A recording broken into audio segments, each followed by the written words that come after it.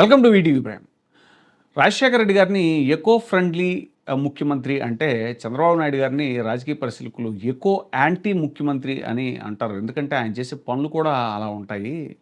ముక్కారు పంటలు అంటే బంగారం లాంటి 3 పంటలు పండేటువంటి అమరావతి భూముల్ని సేకరించి రాజధాని కోసం అసలు వాస్తవానికి కొద్దిగానే అవసరం పడినా కూడా లక్షల్లో కానీ చంద్రబాబు నాయుడు గారు అది ఏంటో మరి ఆయనకి సారవంతమైన నేల చూస్తే ఆయన కళ్ళకి నచ్చదా ఏంటో మరి పచ్చదనాన్ని ఆస్వాదించలేరా ఏంటో అని అటువంటి భావాన్ని విమర్శకులు కానీ రాజకీయ విశ్లేషకులు కానీ వ్యక్తం చేస్తారు. ఇప్పుడు అదే సేమ్ అలాగే కరేడు దగ్గర ఇప్పుడు సారవంతమైన భూముల్ని ఇండోసోల్కి కట్టబెట్టాలి అనేటువంటి ఒక ప్రయత్నంలో కూడా అదే ఇది జరుగుతోంది అనేటువంటిది చెప్తున్నారు. ఇప్పుడు తాజాగా జగన్మోహన్ రెడ్డి గారు ప్రెస్ మీట్లో మాట్లాడుతూ అసలు కర్రేడు రైతులకు సంబంధించింది ఒక విచిత్రమైన విషయంగా ఆశ్చర్యం కలిగించే విషయం ఏంటి తెలుసా?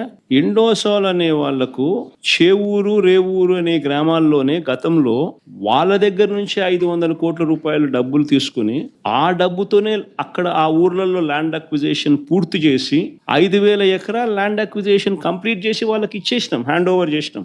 ఇన్ఫ్యాక్ట్ అందులో 114 ఎకరాల్లో వాళ్ళు ఆల్రెడీ బిల్డింగ్లు కడతా ఉన్నారు. ఆల్రెడీ 1,200 కోట్లు ఖర్చు పెట్టి 1 గిగాబైట్కి సంబంధించిన ప్రాజెక్టు కూడా అక్కడ ఆల్రెడీ స్టార్ట్ అయిపోయింది. అక్కడ రైతులు సంతోషంగానే ఇచ్చినారు, ల్యాండ్ అక్విజిషన్ పూర్తయిపోయింది, 8,000 ఉద్యోగాలు కూడా ఆ ప్రాంతానికి వస్తూ ఉన్నాయి. వాళ్ళందరూ సంతోషంగా జరిగేదాన్ని అక్కడ నుంచి వాళ్ళను పొగబెట్టి వెళ్ళిపోమన్నట్టుగా వాళ్ళ కోసం సేకరించిన ఆ భూమిని వాళ్ళకి ఇవ్వకుండా అక్కడ వేరే వాళ్ళకి ఆ భూములు అలాట్ చేసి వీళ్ళను కర్రేడు అనే ప్రాంతానికి తీసుకొని పోయి ఎక్కడైతే 2 పంటలు పండే భూములు ఉన్నాయో, ఎక్కడైతే రైతులు వ్యతిరేకిస్తా ఉన్నారో అక్కడ వీళ్ళకి భూములు ఇవ్వాలని చెప్పి ఇస్తామని చెప్పి అక్కడ వీళ్ళని అక్కడికి పోమని చెప్తా ఉన్నారు. అక్కడ